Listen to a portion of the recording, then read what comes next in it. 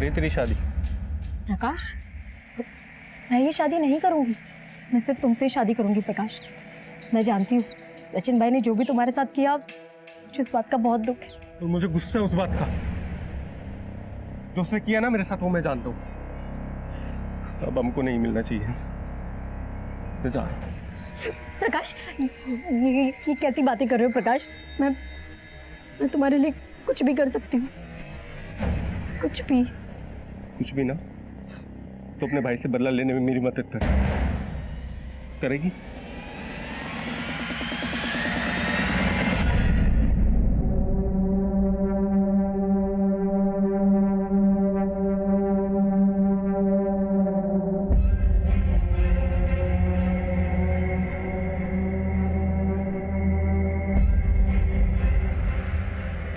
हाँ सचिन बोलना, कितना पैसा चाहिए? यार 1 लाख चाहिए थे। 1 लाख? यार उधार नहीं मांग रहा हूँ, एडवांस समझ के दे देना। देख सचिन, बात निकली है तो मैं तुझे बोल देता हूँ। दवाई के मुनाफे में जो भी फायदा होता है उसका 40% मैं तुझे दे देता हूँ। बैठ, ठीक है। और पिछले 6 महीने से तू लगातार मुझसे एडवांस ले रहा है। अब तू मुझे एक बात बता यार कि इस तरीके से धंधा कैसे चलेगा? हाँ यार मैं तेरी बात समझता हूँ, लेकिन मुझे भी पैसों की जरूरत है। माँ कसम मैं आगे से एडवांस नहीं उठाऊंगा, पक्का। ठीक है। अब देख, पैसा तो मैं तुझे दे रहा हूँ, लेकिन इसका सारा हिसाब रखूंगा मैं। अरे हाँ भाई समझ गया, ये बैग लेता हूँ। हाँ चल निकलता हूँ। चल, ख्याल रख।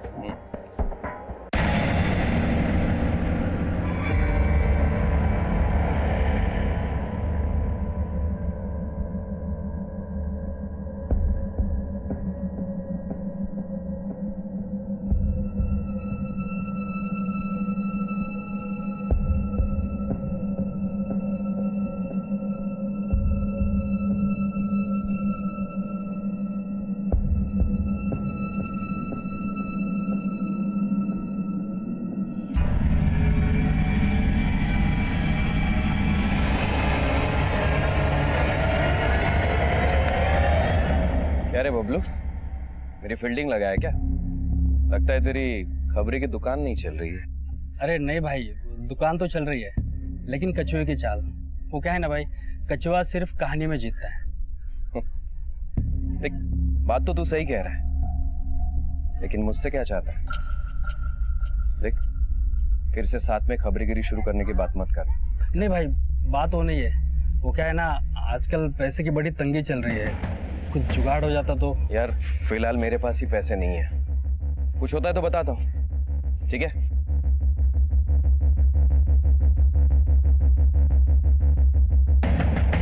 तो देख क्या रहे हैं, अभी ऑर्डर कीजिए शक्तिवर्धक गोली। Cut, very nice Zoya, next shot. Thank you sir.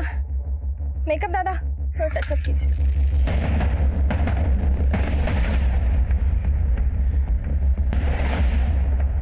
सीधा मुद्दे पे आऊंगी। मेरे ऑफर के बारे में क्या सोचा है? मैडम मैं कैसे कर पाऊंगी?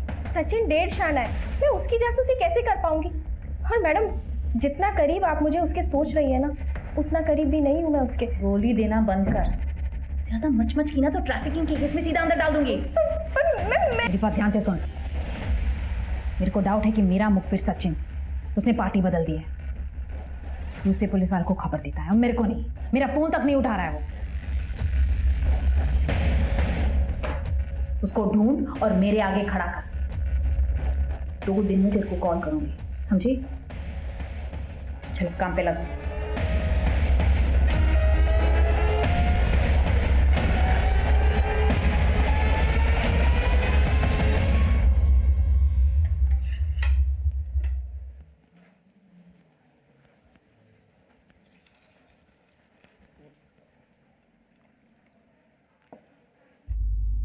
दस बजने को है, अभी तक सचिन नहीं आया।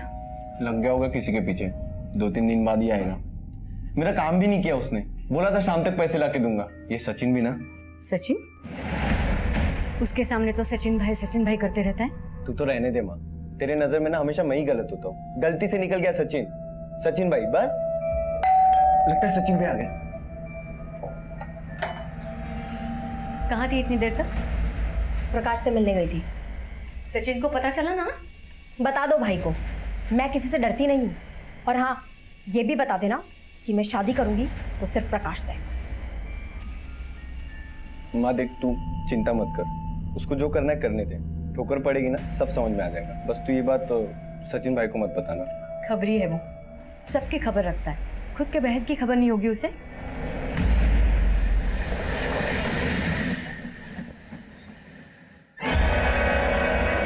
माँ, माँ, क्या हुआ, कुछ पता चला? हाँ, वो सचिन भाई की दवाई वाले दोस्त है ना, शेखर, उनसे मिल के आया। कल मिले थे सचिन भाई उनसे। शेखर भाई, सचिन भाई कल से घर पे नहीं आए। मैंने चौल में ढूंढा, 2-3 जगह भी ढूंढा, लेकिन मिले नहीं। आपको कोई आइडिया है? नहीं, आज तो मुझे मिला नहीं। कल आया था मेरे पास और 1 लाख रुपए लेके भी गया है। 1 लाख?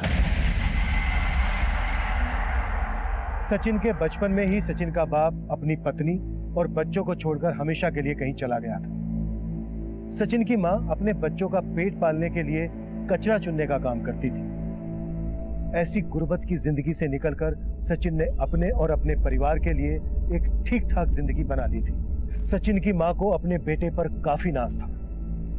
अपने जिम्मेदार बेटे का इस तरह से गायब होना उसे बेचैन कर रहा था और वो मदद मांगने हमारे पास आई। तो सचिन खबरी का काम करता है? जी हाँ सर। वैसे सचिन भाई और भी धंधों से जुड़े हुए हैं सर। एक शेखर नाम के दवाई के सप्लायर है, उनके साथ भी काम करते हैं सर। और कल उन्होंने 1 लाख रुपए भी लिए थे शेखर से। आप लोगों को कुछ पता है कि सचिन किस पुलिस ऑफिसर के लिए काम करता है? अपने काम के बारे में सचिन कभी कुछ नहीं बताता है। कभी पूछा तो कहता है उसके काम के बारे में हम ना जाने तो ही हमारे लिए अच्छा है। सचिन का ये फोटो सभी थानों में सर्कुलेट कर दो और पता करो किस थाने में वो किस ऑफिसर के लिए काम करता है। Okay sir. सचिन का नंबर दीजिए। पिछले 2-3 सालों में उसने 17-18 नंबर लिए। कौन सा नंबर दे दूं सर? एक्चुअली अलग अलग पुलिस ऑफिसर को अलग अलग नंबर दिए होंगे। आप एक काम कीजिए, फिलहाल उसके सभी नंबर लिखवा दीजिए और सबसे पहले वो नंबर लिखवाइएगा जिस पर उससे आपकी आखिरी बार बात हुई थी। जी। अभिषेक सर। फिलहाल सबसे पहले वाले नंबर के कॉल रिकॉर्ड्स निकलवाते हैं और एक बार उसके पार्टनर शेखर से भी बात करते हैं।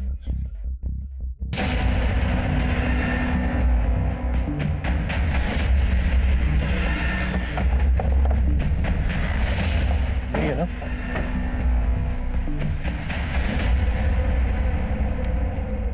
सर, मैं सचिन से तकरीबन 6 साल पहले मिला था। मेरी दवाई के सप्लायर से मिलने के लिए मैं अक्सर उसकी चौल में जाता था। वहीं उससे मेरी पहली मुलाकात हुई। फिर एक दिन वो मेरे घर आ गया, बोला कि उसे दवाई के धंधे में हिस्सा करना है, मेरा पार्टनर बनना चाहता था। नहीं सचिन, मुझे धंधे में पार्टनर की जरूरत नहीं है, मैं अकेले ही काफी हूँ उस धंधे के लिए। भाई धंधा हो या जिंदगी, पार्टनर तो लगता ही है ना। धंधे में पार्टनर का मतलब होता है मुनाफे में बंटवारा। हाँ, लेकिन मुनाफे के साथ साथ नुकसान में भी तो बंटवारा करना पड़ता है ना। ठीक है, जैसी आपकी मर्जी, चलता हूं। अगर मेरी कोई जरूरत पड़े तो बेझिझक आइएगा। और कुछ महीनों बाद ऐसा कुछ हुआ सर कि मुझे खुद सचिन के पास मदद मांगने के लिए जाना पड़ा। क्यों? ऐसा क्या हुआ? धंधे में कंपटीशन काफी बढ़ गया था सर। कभी पुलिस हमारे गोदाम पर छापा मार देती, कभी गुंडे माल को लूट लेते। धंधा सर हमारा चौपट हो रहा था, मेरे कस्टमर टूटने लगे। सचिन ने बताया था मुझे एक बार कि वो पुलिस में खबरी का काम करता है, पुलिस में अच्छे लिंक्स हैं उसके। तो मैंने सर सचिन की मदद ली और उसके बाद मेरा धंधा पहले से अच्छा चल निकला। अब ना तो पुलिस मुझे परेशान करती थी और ना ही गुंडे। इसलिए तुमने सचिन को पार्टनरशिप ऑफर की? सर, इसमें हम दोनों का ही फायदा था। मैं सारा काम संभालता था और सचिन काम में टांग अड़ाने वालों को। तुमने कल सचिन को 1 लाख रुपए दिए थे, कुछ पता है उसको 1 लाख रुपए किस लिए चाहिए थे? नहीं सर। तुमने उसे 1 लाख रुपए दिए भी थे? हाँ सर, मैंने उसे पैसे दिए थे और मैं तो इस बात के लिए पछता रहा हूँ कि मैंने उसे 1 लाख रुपए दिए क्यों। माँ, मैं कुछ काम से बाहर जाके आती हूँ। हाँ उर्मी, एक बार तू और विनोद पुलिस स्टेशन हुआ ना, शायद पुलिस को कुछ खबर मिली हो सचिन की। आप बेकार में परेशान हो रही हो, वो बच्चे नहीं है, खो नहीं गए होंगे, आ जाएंगे ना कुछ दिन में वापस। आपने भी पता नहीं क्या पुलिस कंप्लेंट कर दी। मैं जाके आती हूँ। सर, जावेद खबरी ने बताया कि ये Sachin crime branch officer Rajeshwari के लिए खबरी का काम करता था। राजेश्वरी का आर्म्स यूनिट में ट्रांसफर हो गया है ना? सुना है कुछ केसेस में इन्वेस्टिगेशन ठीक से हैंडल नहीं की थी उसने। राइट सर, और उन केसेस में यह टिप राजेश्वरी को सचिन ने दी थी। कहीं ऐसा तो नहीं है कि राजेश्वरी ने सचिन को किसी केस के सिलसिले में कहीं बाहर भेजा हो? एक बार मिलते हैं राजेश्वरी से। Right sir. ये सचिन भाई को भी अभी गायब होना था। कम से कम जो शेखर से पैसे लिए थे वो तो देके जाने चाहिए थे। विनोद, कितना स्वार्थी है रे तू। सचिन खुद पढ़ा नहीं, लेकिन तुझे और उर्मी को उससे पढ़ाया। आज तू जो दुबई जाने के सपने देख रहा है ना, वो भी उसी की वजह से। माना कि उन्होंने हमें पढ़ाया, ये घर दिया रहने के लिए, लेकिन हम दोनों को हमेशा बांध के रखा है उन्होंने। सच कहूँ ना माँ, आज अगर वो इस घर में नहीं है तो बहुत सुकून मिल रहा है। मैं तो चाहती हूँ कि वो कभी इस घर में वापस ना आए। उर्मी, कितना जहर भरा तुम लोगों के अंदर अपने भाई के लिए।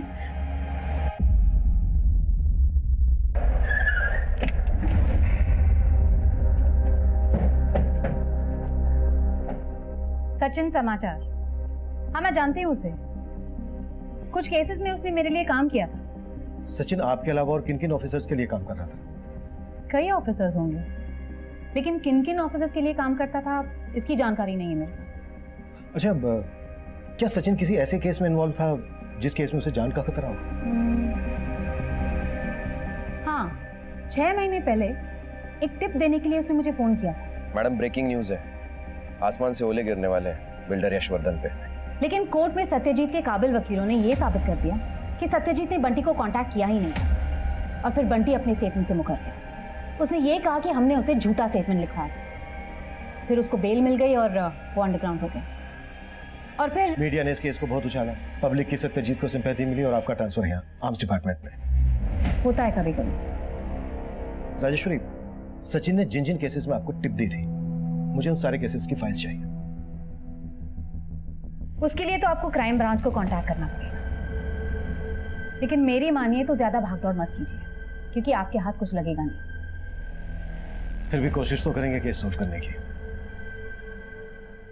लोकेशन गोरेगांव ईस्ट की थी। और उस वक्त शेखर और राजेश्वरी के फोन कहाँ लोकेटेड थे? सर, वो लोग तो गोरेगांव के आसपास भी नहीं थे जहां सचिन का फोन बंद हुआ था। और उस बिल्डर सत्यजीत बंसल की कुंडली क्या कहती है? सर, बिल्डिंग लाइन में उसकी काफी साफ सुथरी इमेज है। ये पहली बार है जब उस पर इस तरह का सुपारी देने का इल्जाम लगा हो। बंटी अगला की क्या अपडेट है? अभी तो वो अंडरग्राउंड है सर, उसे ढूंढ निकालने में थोड़ा टाइम तो लगेगा। लेकिन सर, मैंने सचिन और राजेश्वरी के कुछ पुराने केसेस स्टडी किए। सचिन वैसे तो बहुत पहुंचा हुआ खबरी था। उसने त्रिलोक ज्वेलर का रोबरी केस और वसई का रेप केस, इन दोनों केसेस को सॉल्व करने में पुलिस की काफी मदद की थी। लेकिन पिछले कुछ टाइम से चीजें बदल गई थी सर। एक्चुअली कुछ महीनों पहले राजेश्वरी ने सचिन की टिप पर एक प्रकाश कामदार नाम के आदमी को ड्रग्स की हेराफेरी के केस में पकड़ा था। प्रकाश को काफी टाइम तक जेल में रहना भी पड़ा था, लेकिन बाद में यह साबित हुआ कि वो ड्रग्स प्रकाश के थे ही नहीं, बल्कि उसे इस केस में फंसाया गया था। मतलब सचिन की दी हुई दोनों टिप्स गलत साबित हुई। कहीं ऐसा तो नहीं है कि सचिन अपने मतलब के लिए राजेश्वरी का इस्तेमाल कर रहा था?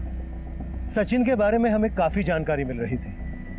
सचिन एक जिम्मेदार बेटा था, एक काबिल खबरी था। इसके अलावा सचिन एक छोटा सा बिजनेसमैन भी था। पर सचिन का एक दूसरा किरदार यह भी था कि सचिन शायद राजेश्वरी को गलत टिप दे रहा था, अपने पेशे के साथ गद्दारी कर रहा था। फोन पर भी दे सकते थे। मुझे यहाँ बुलाने की क्या जरूरत थी? वैसे जानकर दुख हुआ कि सचिन मारा गया। उसे मारा नहीं गया, उसके प्राइवेट पार्ट को भी काटा गया है, और हमें लगता है कि जरूर इसमें कोई औरत इन्वॉल्व है या उसकी वजह से हुआ है। आपको क्या लगता है? मुझे लगता है आप बात घुमा फिरा के कर रहे हैं। आप सीधा सीधा क्यों नहीं पूछते? ठीक है, सीधा सीधा पूछ लेते हैं। सचिन आपके साथ काफी लंबे समय से काम कर रहा था। एक दूसरे के साथ काम करते हुए अक्सर लोग करीब आ जाते। आपकी सोच काफी छोटी है इंस्पेक्टर। मैं एक कमिटेड ऑफिसर, अपनी पर्सनल और प्रोफेशनल लाइफ को मिक्स नहीं होने देती। 2 बार सचिन ने आपको गलत टिप दी थी ऑफिसर। एक तरह से देखा जाए तो आपके डिमोशन का जिम्मेदार सचिन ही था। मेरी कामयाबी का जिम्मेदार अगर मैं खुद को मानती हूँ, तो जाहिर है मेरी फेलियर का जिम्मा भी मुझे खुद लेना चाहिए। हाँ, मैं सचिन पर नाराज थी, लेकिन कई केसेस में उसने मुझे बिल्कुल सही टिप दी, और हमारे पेशे में ये सब चलता रहता है। चली तो नहीं रहा था राजेश्वरी, टिप देना तो दूर, उसने तो आपके कॉल तक उठाने बंद कर दिए थे। आपने बिल्कुल सही कहा, और मुझे गुस्सा आया और मैंने सचिन की सांसें बंद कर दी। अब यही सुनना चाहते थे ना सर?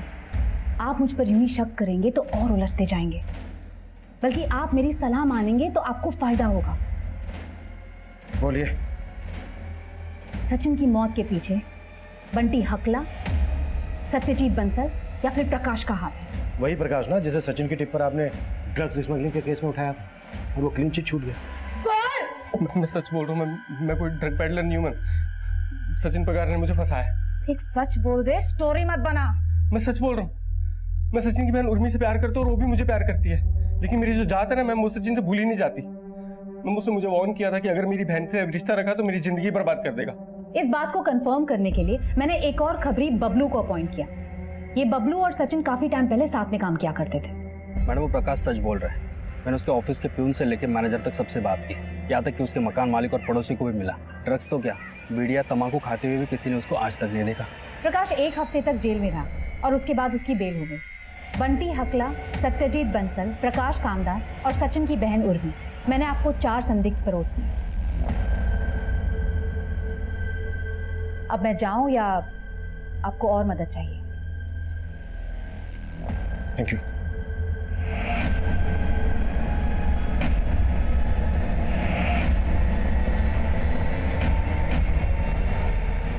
अब तक हम सचिन के कातिल को उसके घर के बाहर ढूंढ रहे हैं।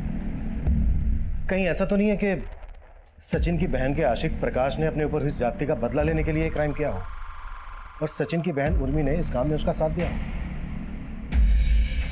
अगर 2 वक्त का खाना और रहने को छत देना यही एक अच्छे भाई का फर्ज है तो हाँ, सचिन भाई बहुत अच्छे थे। लेकिन सर, मेरी भी कुछ अपनी लाइफ है, कुछ मर्जी है। भाई को प्रकाश की जाप से बहुत प्रॉब्लम थी और मुझे उनकी सोच से। और प्रकाश के जेल से बाहर आते ही तुम दोनों ने मिलकर सचिन को सीधे ऊपर भिजवा दिया? नहीं सर, हमने ऐसा कुछ नहीं किया। हाँ, गुस्सा बहुत था सर और बदला भी लेना था, लेकिन इस तरह नहीं। मैंने सोचा था कि मैं और उर्मी शादी करते और सचिन की आंखों के सामने अपनी नई जिंदगी शुरू करते। लेकिन सचिन के मौत की खबर आई तो खुशी तो बहुत हुई होगी, क्योंकि तेरे रास्ते का कांटा जो हट गया है ना। खुशी हुई ये तो नहीं कहूँगी, लेकिन हाँ, मुझे दुख भी नहीं हुआ। आंसू आए ही नहीं। तब पता चला कि सचिन भाई तो मेरे लिए बहुत पहले ही मर चुके थे, और फिर मरे हुए इंसान के मर जाने पर कैसा दुख।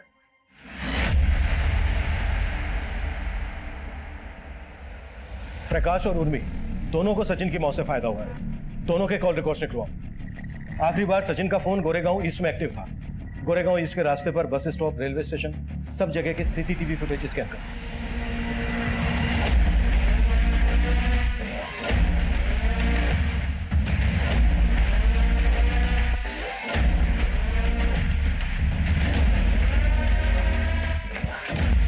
प्रकाश, क्या हो गया? तुम बहुत परेशान दिख रही हो। पता नहीं, मुझे ऐसा लग रहा है कि शायद कोई मेरा पीछा कर रहा है। जरूर पुलिस वाले होंगे। प्रकाश, मुझे लगता है कि हम लोगों को शादी करके यहाँ से बहुत दूर चले जाना चाहिए। हम अभी नहीं कर सकते शादी उर्मी। पुलिस को हम दोनों पर शक है। हमें थोड़े दिन और इंतजार करना होगा।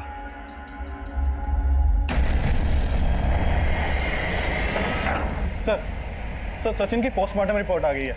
सर, सचिन का मर्डर उसी दिन हुआ जिस दिन सचिन गायब हुआ था, रात के करीब 1 से 2 बजे के बीच। सर, सचिन का सिर बुरी तरह से फटा हुआ था, सर पे शायद हथौड़े से वार किया गया था और उसी वजह से उसकी डेथ हो गई।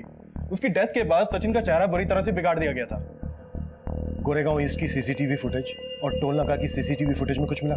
नहीं सर, हमारे संदिग्धों में से उस फुटेज में कोई भी नजर नहीं आया। उर्मी और प्रकाश के कॉल रिकॉर्ड्स क्या कहते हैं?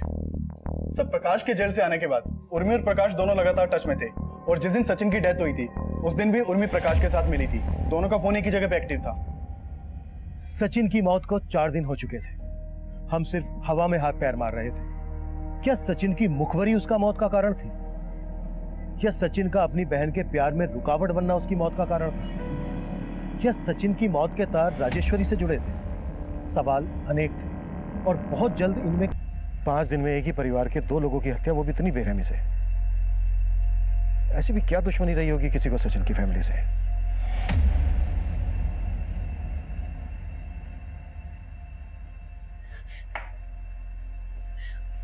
उर्मी दोपहर को घर से बाहर निकली थी, बताया नहीं था कहाँ जा रही है। आपको क्या लगता है कौन कर सकता है घिनौनी हरकत? प्रकाश।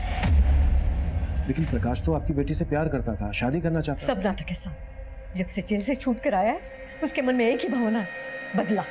मारो ना सर, डाल दो मेरे को जेल में और चढ़ा दो सर मेरे को फांसी। कुछ भी होता है ना सर तो आप मेरे को पकड़ते हो। वैसे भी सर उर्मी के बिना जीने का कोई मतलब नहीं है सर। आपका बेटा विनोद कहाँ है? फोन भी नहीं उठा रहा है। विनोद सुबह सुबह घर से बाहर निकला, बोल रहा था इंटरव्यू के लिए जा रहा है, 1-2 दिन में वापस आ जाएगा, लेकिन पता नहीं क्यों सूटकेस भर के कपड़े ले गया। देखिए, आप हमें साफ साफ बताइए कि विनोद घर से कितने बजे निकला और उर्मी घर से कितने बजे निकली? विनोद 10-10:30 बजे निकला घर से और उर्मी 12 के आसपास। सर उर्मी की कॉल रिकॉर्ड्स। सर उर्मी के नंबर पे आखिरी कॉल उसके भाई विनोद का आया था करीब 11:15 बजे और उसके आधे घंटे बाद उसका नंबर बंद हो गया। सर, विनोद का फोन ट्रेस हो गया। उसके फोन की लोकेशन इस वक्त इंटरनेशनल एयरपोर्ट के पास की है। एयरपोर्ट के पास? जरूर वो देश छोड़कर भागने की कोशिश कर रहा होगा। हमें किसी भी तरह उसे रोकना है। मैं एयरपोर्ट अथॉरिटी से बात करता हूँ, तुम फौरन एयरपोर्ट के लिए निकलो।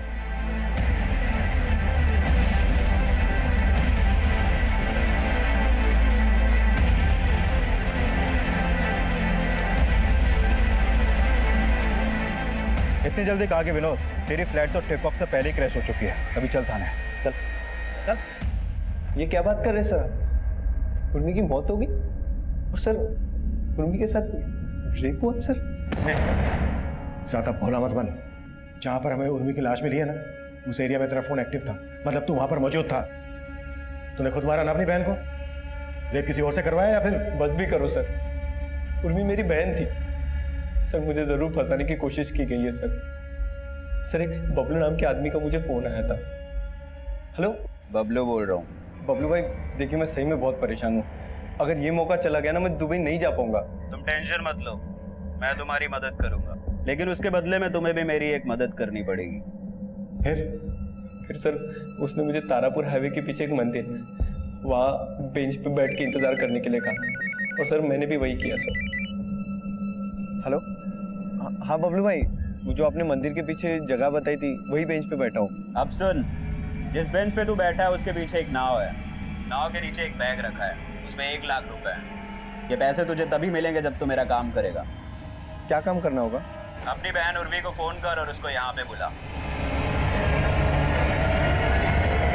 सर मैं लालच में आ गया था सर, तो मैंने उर्मी को फ़ोन किया और वहाँ मैंने उसको बुलाया सर। और उर्मी वहां पर आई और जब उसने तेरी बात नहीं मानी तो तूने उसको मार डाला? नहीं सर, मैंने बहुत देर तक इंतज़ार किया लेकिन वो नहीं आई सर। उसके बाद बबलू का भी फ़ोन नहीं आया, तो मैंने सर चुपचाप बैग ली और चला गया।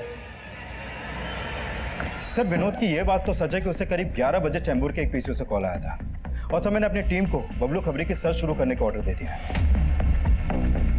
सर राजेश्वरी के बारे में एक अपडेट मिली है। वो एक जोया नाम की लड़की से मिलती है जो कि एक स्ट्रगलिंग एक्ट्रेस है और जोया का सचिन के साथ अफेयर चल रहा था। फाइनली सचिन के साथ किसी लड़की का नाम तो जुड़ा। आई एम श्योर कि वही कड़ी है जिसे अब तक हम मिस कर रहे थे। सर राजेश्वरी मैम से मुझे सचिन की मौत का पता चला।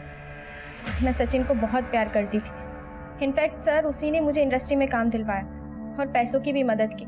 मैं तो खुद उससे शादी करने का सोच रही थी, लेकिन सचिन ने मुझे धोखे में रखा। मुझे कुछ दिन पहले ही पता चला कि उसका किसी और लड़की के साथ अफेयर चल रहा है। कौन है वो लड़की? सर ये तो उसके साथी को ज़्यादा पता होगा। कौन साथी? बबलू? बबलू खबरी? बबलू खबरी के साथ तो सचिन ने बहुत पहले ही काम करना बंद कर दिया था। मैं बंटी हकला की बात कर रही हूँ, वो सचिन का खास दोस्त है।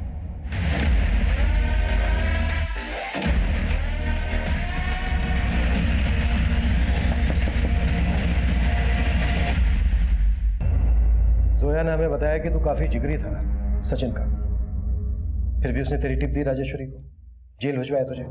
जाहिर सी बात है गुस्सा तो बहुत आया होगा तुझे। सर मैं सर धीमी लोकल, तेज हो जा, नहीं तो जिंदगी में कभी बोलने लायक नहीं बचेगा। सर सचिन को मैंने नहीं मारा सर, मैंने नहीं मारा। और वो यशवर्धन साहब को टिप देना वो सारा नाटक था साहब। चल आगे बोल, क्या खिचड़ी पकी थी? एक बड़े प्रोजेक्ट के लिए सत्यजीत और वो यशवर्धन दोनों भी ट्राई कर रहे थे और यशवर्धन का ये प्लान था कि सत्यजीत का नाम बदनाम हो जाए तो वो प्रोजेक्ट उसे मिल जाएगा। और ये सारा नाटक खुद यशवर्धन ने ही प्लान किया था, सत्यजीत ने कोई सुपारी नहीं दी थी साहब। जोया ने हमें बताया कि सचिन का उसके अलावा किसी और लड़की के साथ भी अफेयर था। कौन है वो लड़की? लड़की का लफड़ा तो सिर्फ सचिन ही जाने, मेरे से तो सिर्फ धंधे की बात होती थी। कोई तो होगा जो उसके इस अफेयर के बारे में जानता होगा। साहब आप विट्ठल राव से पूछो ना। कौन विट्ठल? वो तिलक नगर के थाने में हेड कांस्टेबल थे, शायद अभी रिटायर हो गए। 9 साल पहले उसने ही सचिन को इस खबरी के लाइन में पहली बार चांस दिया था। विट्ठल राव से कांटेक्ट करो और चैम्बूर पुलिस को इन्फॉर्म करो कि बिल्डर यशवर्धन को कॉन्स्पिरेसी के चार्ज में अरेस्ट करें। हमें भी यशवर्धन से पूछताछ करनी होगी। अगर सचिन भविष्य में कभी मुंह खोलता तो यशवर्धन की साजिश पकड़ी जाती। हो सकता है इसी वजह से यशवर्धन ने सचिन को मरवाया हो। Okay sir. बंटी ने सब कुछ बता दिया है आपके बारे में हमें। बेहतर यही होगा कि आप अपना गुनाह कबूल कर लें, नहीं तो बहुत घाटे में रहोगे वर्धन साहब। हाँ, मैंने सचिन के साथ मिलकर सत्यजीत को बदनाम करने का प्लान बनाया था। सचिन को 2 लाख रुपए भी दिए थे।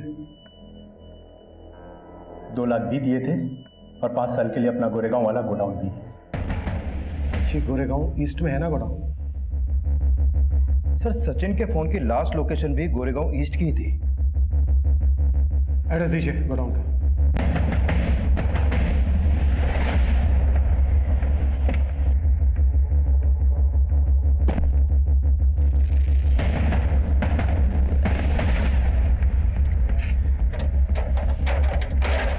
तोड़ दो।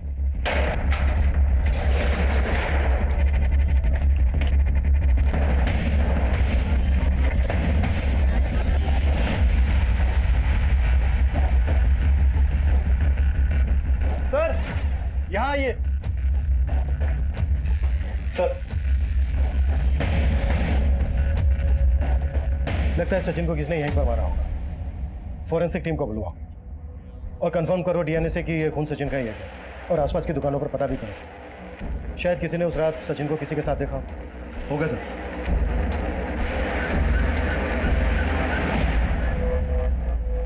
सर सचिन के पास वाले गोडाउन के ऑनर ने ये फोटो दिया है। इसका नाम उदय सिंह है। सचिन के गोडाउन और आसपास के एरिया का सिक्योरिटी गार्ड है ये। जिस दिन सचिन मारा गया उसके अगले दिन से ये ड्यूटी पे नहीं आया सर। उदय सिंह की फोटो सभी जगह पर सर्कुलेट करो। शायद ये सचिन के मर्डर के बारे में कुछ जानते हैं। और कांस्टेबल विट्ठल राव से बात हुई जिसने सचिन को खबरी बनाया था? अभिषेक उनसे मिलने ही गया अभी। विट्ठल राव जी, हमें सचिन खबरी के बारे में आपसे कुछ बात करनी है। सर पोस्टमार्टम रिपोर्ट के हिसाब से सचिन की मौत रात के करीब 1 बजे हुई थी। हमने अभी उस गोडाउन के आसपास का डम डेटा स्कैन किया तो पता चला कि रात के करीब 12:10 पर उस एरिया में एक नंबर एक्टिव हुआ था। सर ये नंबर किसी ममता के नाम पे रजिस्टर्ड है जो एक प्रोस्टिट्यूट है। शायद ये ममता वही लड़की हो जो साथ सचिन के साथ थी। कदम, इस ममता को डिटेन करो।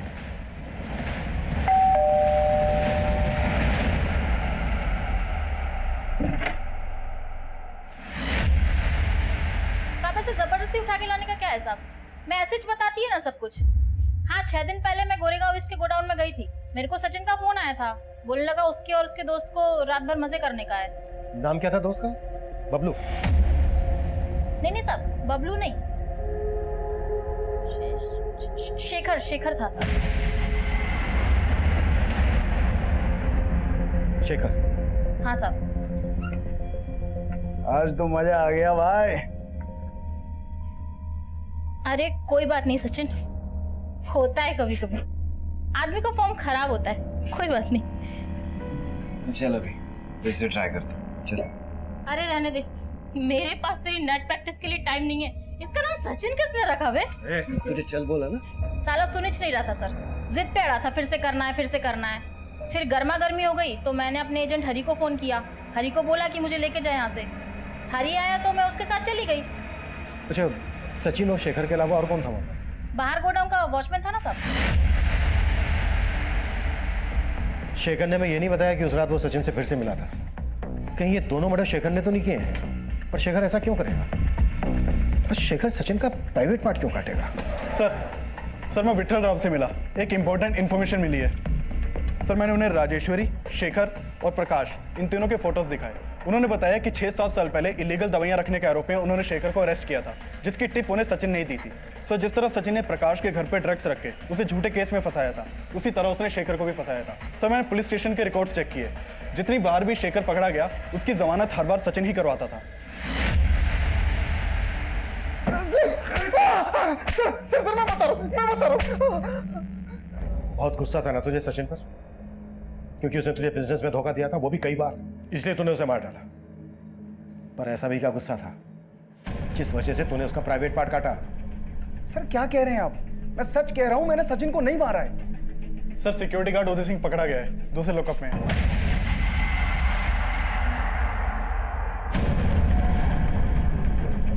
सचिन के हाथों इतने धोखे खाने के बाद भी मैं उसके साथ काम करता रहा। जब जब उसने मुझसे पैसे मांगे मैंने उसे पैसे दिए, उस दिन भी दिए। तो जब भी किसी लफड़े में फंसता था मैं उसे बचाता था। मैं तो सर उस रात उसके साथ सिर्फ मजाक कर रहा था, लेकिन जो उसने उस रात कहा ना, मेरा बर्दाश्त जवाब दे गया। अरे वो गई अपने एजेंट के साथ, बैठ तू। अरे क्या उल्टा पुल्टा बोल रही थी यार वो, हाँ? अरे अपना धंधा करते तो धंधा करे ना, एक्स्ट्रा पैसा दे देते थे। यार लेकिन वो बोल तो सही रही थी। तू जीरो पे आउट हो गया। मैं क्या बोलता हूँ, तेरे को मंगलू बाबा के पास लेके चलता हूँ, तेरे लिए गोली देगा। तेरे को समझा? तेरी शादी भी नहीं हुई अभी, भाभी को कैसे संभालेगा? ढीले शेखर, अपनी जुबान पे लगाम लगा। और तू जिसको ढीला कह रहा है ना, यही ढीला तेरे बेटे आशीष का असली बाप है। सचिन ऐसा मजाक नहीं करने का, फैमिली पर नहीं जाने का मेरी। फैमिली पे नहीं जा रहा हूं मैं। और तुझे झूठ लग रहा है ना तो जाके पता कर ले, नहीं तो डीएनए टेस्ट करवा ले, नहीं तो अपनी बीवी से जाकर पूछ ले कि असली मर्द कौन है, तू या मैं। मेरा गुस्सा भी शांत नहीं हुआ था। सच्चाई जानने के लिए अपने घर पहुंचा। उसके बाद मैंने कपड़े बदले और गोदाम के लिए निकला। रास्ते में मुझे एक नारियल पानी वाला मिला, मैंने उसका चाकू खरीद लिया और उसके बाद में गोर दिया उसने। अब जब तक मैं उसके परिवार को बर्बाद नहीं कर दूंगा मुझे चैन नहीं मिलेगा। मैं जानता था सचिन का भाई विनोद दुबई जाने के लिए पागल है। मैंने उदय के जरिए विनोद को फोन लगवाया था। हेलो, दुबई जाना चाहोगे? मैं जानता था कि सचिन और बबलू पहले एक साथ खबरी का काम किया करते थे, लेकिन अब दोनों में 36 का आंकड़ा हो गया था। मुझे मालूम था कि अगर सचिन की लाश मिलेगी तो सारा शक बबलू पर जाएगा। मेरे ही कहने पर उदय ने बबलू बनकर विनोद को फोन किया और विनोद ने उर्मी को फोन किया। उर्मी जब विनोद से मिलने निकली तो मैंने उसे लिफ्ट दी। तुम विनोद से मिलने जा रही हो ना? हाँ। मुझे विनोद ने भेजा तुम्हें लेके आने के लिए। आ जाओ आ जाओ। उर्मी जानती थी कि मैं सचिन का दोस्त हूं, वो आसानी से मेरी बात मान गई।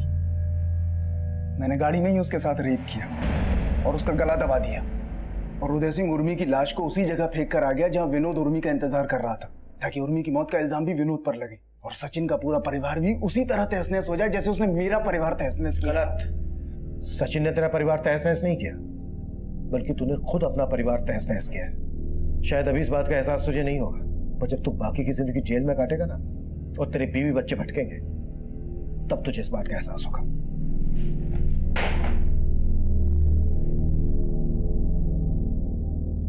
शेखर और उदय दोनों इस वक्त न्यायिक हिरासत में हैं। बहुत जल्द दोनों पर मुकदमा शुरू होगा। बदला एक ऐसी नकारात्मक भावना है जो अपने साथ सिर्फ तबाही लेकर आता है। अगर किसी इंसान के अंदर यह बदले की भावना लगातार पनप रही है तो जरूरी है वो इंसान इस बदले की भावना के परिणाम को समझे, इसे एक दस्तक समझे और कभी बढ़ावा ना दे, क्योंकि बदला लेकर कभी किसी को सुकून हासिल नहीं हुआ।